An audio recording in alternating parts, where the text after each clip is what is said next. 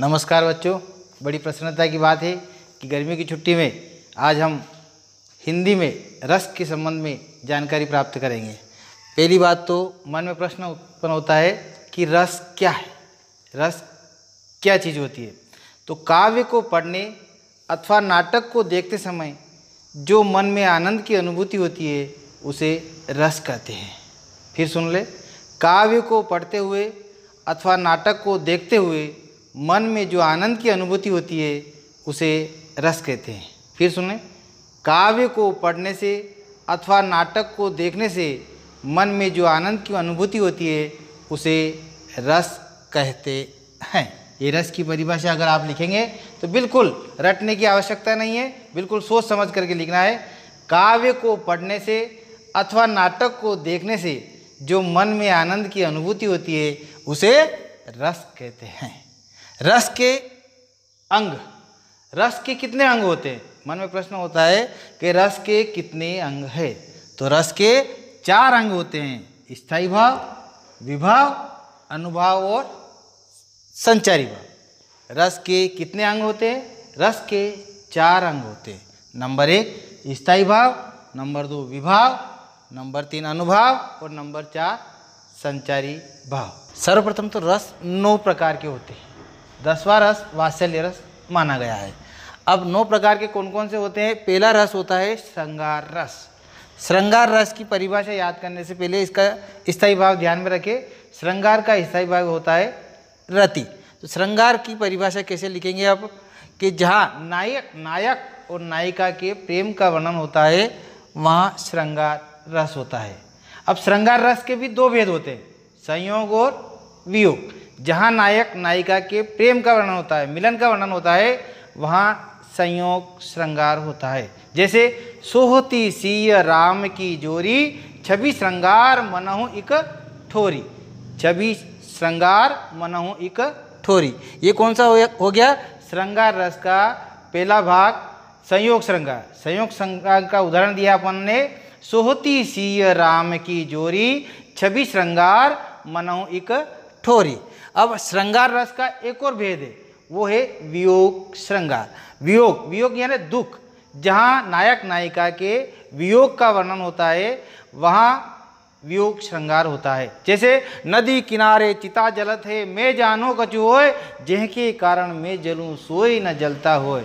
जैसे नदी के उस पार में एक चिता जल रही है, नायिका इधर बैठी है, उसके मन में भाव आ रहा है कि नदी के उस पार में जो चिता जल रही है कहीं मेरे पति की ही चिता तो नहीं है, इसलिए उसके मन में वियोग आ रहा है, इसलिए वहाँ हो गया वियोग श्रृंगार। दूसरा रस आता है हास्य रस।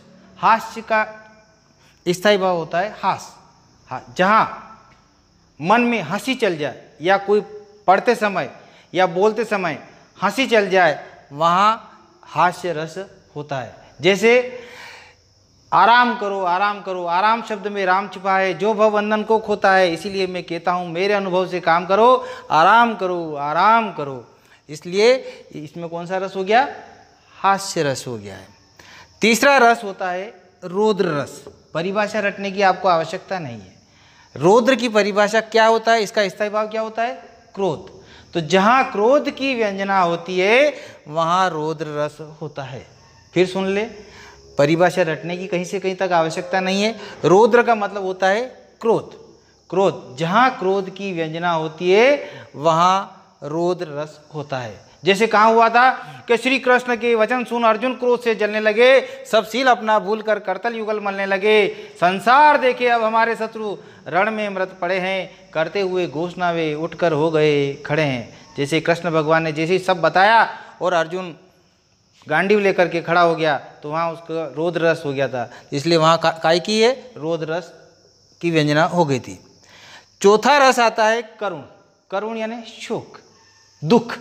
अब करुण रस का स्थायी भाव क्या होता है? शोक। जैसे माली आवत देख कर कलियन करी पुकार, फूले फूले चुन लिए काल हमारी बार। जैसे माली फूल को तोड़ने जाता है, एक फूल को तोड़ता है, दूसरा फूल तोड़ता है, तीसरा फूल तोड़ता है, तो कलियों के मन में ऐसा विचार आता है कि आज इन फूल को तोड़ लिया है, कल हम भी कली से हट करके फूल बनेंगे तो हमको भी मालिया तोड़ करके ले जाएगा। इसलिए हमारे मन में शोक की व्यंजना हो रही है तो वहाँ कौन सा रस हो गया आपका?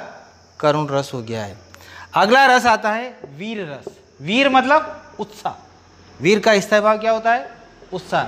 तो जहाँ उत्साह भाव जागृत होता है वहाँ वीर रस होता है। उत्साह कहाँ हुआ था?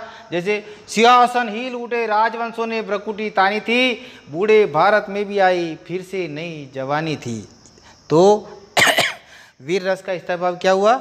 उत्साह। उत्साह भाव कहाँ जागृत हुआ? कि सिंहासन हिल उठे राजवंशों ने भ्रकुटी तानी थी, बूढ़े भारत में भी आई फिर से नई जवानी थी। जैसे झांसी की रानी युद्ध करने के लिए चली जाती है, तो जब एक महिला युद्ध करने जा सकती है तो पुरुष युद्ध करने के लिए क्यों नहीं जा सकते? तो अचानक एकदम से सभी को उत्साह भाव जागृत हो गया था, तो वहाँ कौन सा रस हुआ? वीर रस हुआ। अगला रस आता है अद्भुत। अद्भुत का मतलब क्या होता है? आश्चर्यजनक। अद्भुत रस का स्थायी भाव होता है आश्चर्य। आश्चर्य कहाँ होता है? कि एक अचंबा देखो भाई, ठाड़ा सिंह चरावे गई, पहले पूत पीछे भई माई, चेला के गुरु लागे पाई। यानी अद्भुत रस का स्थायी भाव क्या हो गया? कि आश्चर्य। तो जहाँ कोई भी आश्चर्यजनक बात होती है वहाँ होता है अद्भुत रस। तो एक अचंबा देखो भाई, ठाड़ा सिंह चरावे गाई, पहले पुत पीछे भई माई, चेला के गुरु लागे पाई। आज तक ऐसा नहीं हुआ कि गुरुजी जो है चेले के पाँव लग जाते हैं, सिंह को गाय चराने चली जाती है, ऐसा कभी हुआ नहीं है। तो ये एक आश्चर्यजनक बात है, इसलिए यहाँ अद्भुत रस हो गया है। अगला रस होता है विभत्स रस। विभत्स का स्थायी भाव होता है घृणा। तो घृणोत्पादक वस्तुओं को देख करके जो मन में भाव पैदा होता है वहाँ विभत्स रस होता है। तो विभत्स रस की परिभाषा ऐसे लिखेंगे अपन कि जहाँ कोई भी ऐसा दृश्य देख लिया उसको देखने से मन में घृणा पैदा हो जाती है, वहाँ विभत्स रस होता है। जैसे पुराने ज़माने में कहावत थी कि सिर पर अगर कौवा बैठ जाता है तो नफरत आ जाती है।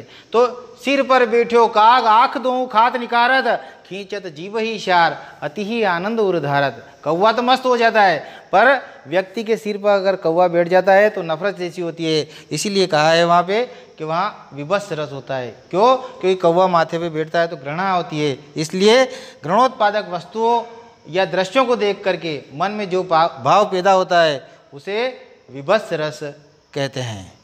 अगला रस होता है भयानक रस। भयानक का स्थायी भाव होता है भय। अब आपको मैं बता देता हूँ कि किसी मंदिर के वहाँ गए या कहीं गए, नाले के पास गए, तो वहाँ किसी ने कह दिया भूत है। तो भूत जैसे ही शब्द कहा तो अपने मन में क्या हुआ? भय पैदा हो गया। या इस कमरे में भूत है तो मन में भय पैदा हो गया। तो भयानक रस का उदाहरण वहाँ प्रस्तुत होगा कि एक ओर अजगरी लिखी, एक ओर मृगराई, विकल बटोही बीछी, परियो मूर्छा खाई। इसका उदाहरण है कि एक ओर अजगरी, एक तरफ अजगर था, एक ओर मृग हिरण था। ऐसा दृश्य आपके सामने वर्णन कर दें हम तो निश्चित रूप से आपको लगेगा कि भय है, भयानक वाली बात आ रही है।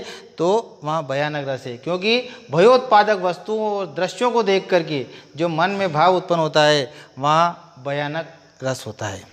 अगला रस है शांत रस। भक्ति संबंधी रचनाओं में शांत रस होता है। शांत रस का स्थायी भाव क्या हुआ? निर्वेद। तो भक्ति संबंधी जितनी भी रचनाएं होगी वहाँ पर शांत रस होगा। जैसे मन पचिते है अवसर बेते, दुर्लभ देह पाए, हरिपद भज कर्म वचन अरु हिते। यानी शांत रस का स्थायी भाव क्या हुआ? निर्वेद। और इसकी परिभाषा सिंपल है कि मन भक्ति संबंधी रचनाओं में शांत रस होता है। जैसे रघुपति राघव राजा राम, पति तपावन सीताराम, ये भी क्या है? भक्ति संबंधी बात हो रही है, इसलिए यहाँ पर कौन सा रस हो गया? शांत रस। और भक्ति संबंधी रचनाओं में कौन सा रस होता है? शांत रस। और इसका स्थायी भाव होता है निर्वेद। अगला रस आता है वात्सल्य रस। वात्सल्य रस का स्थायी भाव होता है स्नेह। बच्चों के हाव भाव एवं आकृति को देखकर मन में जो भाव उत्पन्न होता है वहाँ वात्सल्य रस होता है। बच्चों के हाव भाव एवं आकृति को देखकर मन में जो भाव उत्पन्न होता है वहाँ वात्सल्य रस होता है। वात्सल्य का मतलब होता है स्नेह, प्रेम। यानी इसका उदाहरण सबसे बढ़िया आएगा कि दूरी भरे अति शोभित श्यामजू तेसी बनी सिर सुंदर चोटी खेलत खात फिरे अंगना पेजन बाजत पीली कचोटी या छवि को रस कान विलोकत वारत काम कलानी थी कोटी काक के भाग बड़े सजनी हरिहास सो ले गयो माखन रोटी। दूर से भरे हुए कृष्ण ऐसे घूमते हुए दिख रहे हैं, बहुत ही आनंद की अनुभूति हो रही है। तो माँ को जो मन में आनंद की अनुभूति हो रही है, वहाँ कौन सा रस हुआ? वात्सल्य रस। वात्सल्य का स्थायी भाव क्या हुआ? स्नेह। तो ठीक है बच्चों, आज आपको रस के प्रकार और उनकी परिभाषा और उनके उदाहरण के विषय में आप लोगों को समझाया। धन्यवाद। सब्सक्राइब करें हमारे चैनल को और बेल आइकन को प्रेस करना ना भूलें।